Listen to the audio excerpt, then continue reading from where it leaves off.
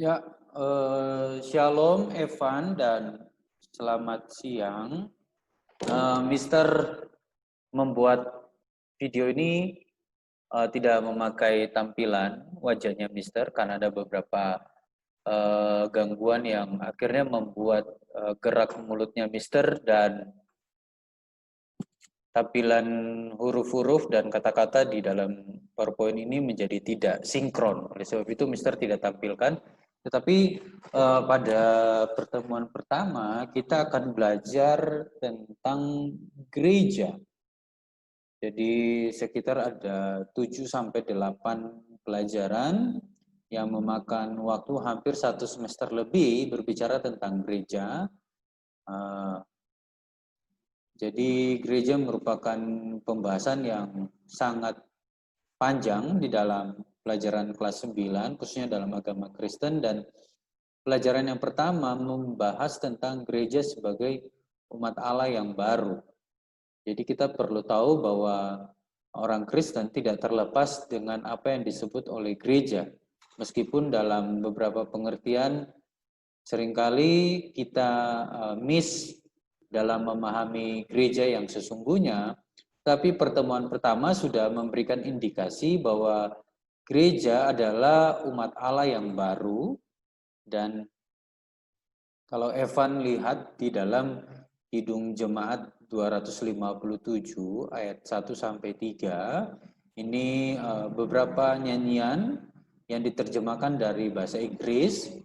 Dan nyanyian-nyanyian Kidung Jemaat ini adalah nyanyian-nyanyian gerejawi yang sudah berumur ratusan tahun dan diterjemahkan ke dalam bahasa Indonesia. Dan menurut Mister ini mewakili pengertian gereja yang sesungguhnya. Kalau Evan lihat bagian-bagian dari nyanyian itu sedang mengatakan bahwa gereja bukanlah gedungnya dan bukan pula menaranya, ya.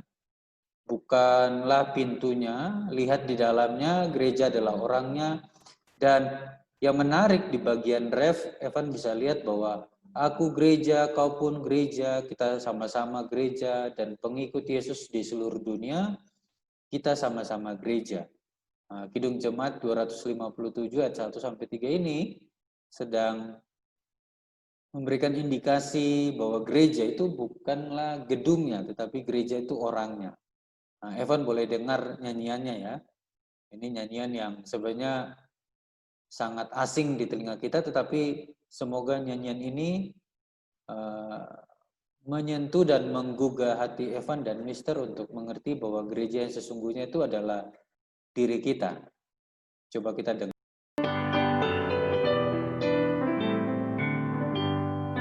Aku gereja, kau pun gereja, kita sama-sama gereja, dan pengikut Yesus di seluruh dunia, kita sama-sama gereja. Gereja bukanlah gedungnya, dan bukan pula menaranya. Bukalah pintunya, lihat di dalamnya, gereja adalah orangnya. Aku gereja, kau pun gereja, kita sama-sama gereja, dan pengikut Yesus di seluruh dunia, kita sama-sama gereja. Berbagai macam manusia terdiri dari bangsa-bangsa, lain bahasanya dan warna kulitnya, tempatnya pun berbeda juga.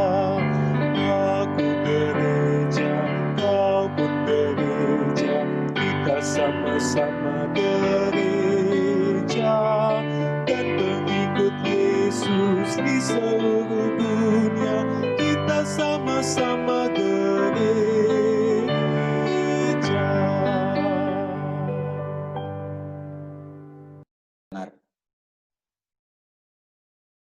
Oke, nyanyiannya seperti itu. Ya, mungkin tidak seperti nyanyian modern, tetapi nyanyian-nyanyian kidung jemaat yang lama itu sangat baik, sangat teologis, maksudnya sangat alkitabiah karena menerangkan dan menjelaskan maksud Alkitab dengan sangat baik, khususnya dalam bagian ini mengenai gereja. Dan kalau kita lihat pada masa-masa murid-murid Tuhan Yesus ditinggalkan oleh Tuhan Yesus ketika Tuhan Yesus terangkat ke surga, kita lihat di dalam Kisah Para Rasul pasal 2, di situ berbicara banyak tentang bagaimana gereja itu terbentuk, ya. Di dalam Kisah Para Rasul 2 ayat 1 sampai 47, di mana murid-murid setelah mereka menunggu 40 hari, ya, setelah mereka menunggu 40 hari, tiba-tiba mereka bisa berbahasa roh, yang sebenarnya adalah pekerjaan Roh Kudus yang dijanjikan oleh Tuhan Yesus. Dan orang-orang murid-murid yang bertobat, murid-murid yang berbahasa roh, dan 3.000 orang yang bertobat pada hari itu disebut sebagai gereja Tuhan. Nah, ini mulai lagi di dalam bagian firman Tuhan menunjukkan bahwa gereja Tuhan adalah manusianya, orang-orangnya. Terus kita lihat ya, bahwa yang menarik dari kisah di dalam Kisah Para Rasul 2 ayat 1 sampai 47, kalau Evan baca, ternyata itu gereja pertama-tama dibentuk bukan ada gedung, ya, tetapi gereja dalam nyanyian yang kita tadi lihat di Kidung Jemaat 257 ayat 1 sampai 3, itu adalah orangnya.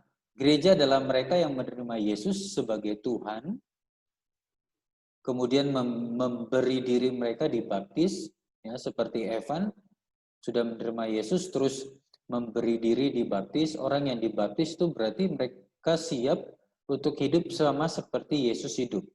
Nah, setelah mereka dibaptis, Roh Kudus akan tinggal di dalam hidupnya. Jadi yang perlu Evan ketahui bahwa ketika kita menerima Yesus sebagai Tuhan, memberi diri kita dibaptis, maka Roh Kudus akan tinggal di dalam hidup kita. Kemanapun kita pergi, dia tinggal di dalam hidup kita. Jadi hati-hati, jangan melakukan hal-hal yang berdosa, ya, yang sebenarnya kita tahu bahwa ada Roh Kudus di dalam diri kita, sehingga kalau kita melakukan dosa, firman Tuhan katakan itu mendukakan Roh Kudus yang tinggal di dalam hidup kita. Jadi gereja yang perdana, gereja pertama, bukanlah gedungnya, tetapi adalah orang-orangnya. Kisah Para Rasul 2 ayat 8 di situ menjelaskan lebih jelas lagi bahwa waktu Petrus berkhotbah, dia katakan bertobatlah dan hendaklah kamu masing-masing memberi dirimu dibaptis dalam nama Yesus Kristus untuk pengampunan dosamu, maka kamu akan menerima Roh Kudus.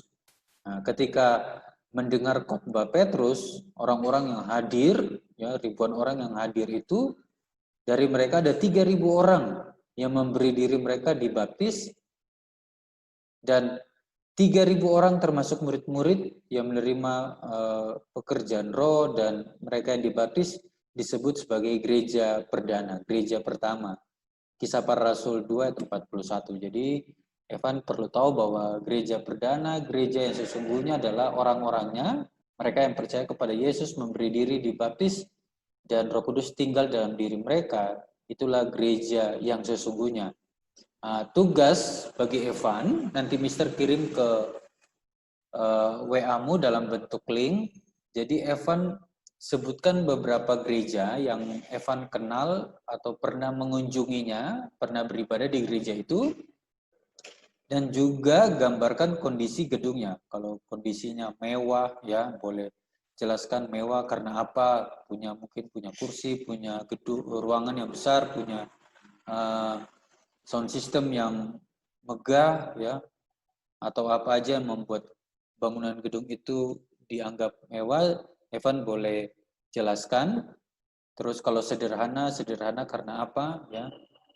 Nah, tugas yang kedua, sebutkan nama gereja kamu beribadah. Jadi kalau di mana Evan beribadah, sebutkan nama gerejanya dan tuliskan pandangan positifmu. Apa yang kamu suka dari gerejamu? jelaskan dan kritikan atau masukan yang perlu dirubah dari cara ibadah gerejamu atau mungkin program gerejamu yang menurut kamu kayaknya kurang maksimal. Kritikanmu kamu tulis di link yang Mister kasih melalui Google Form. Jadi itu saja. Evan, nanti silakan mengerjakan tugas, tapi terlebih dahulu lihat video ini di YouTube ya. Terima kasih Evan.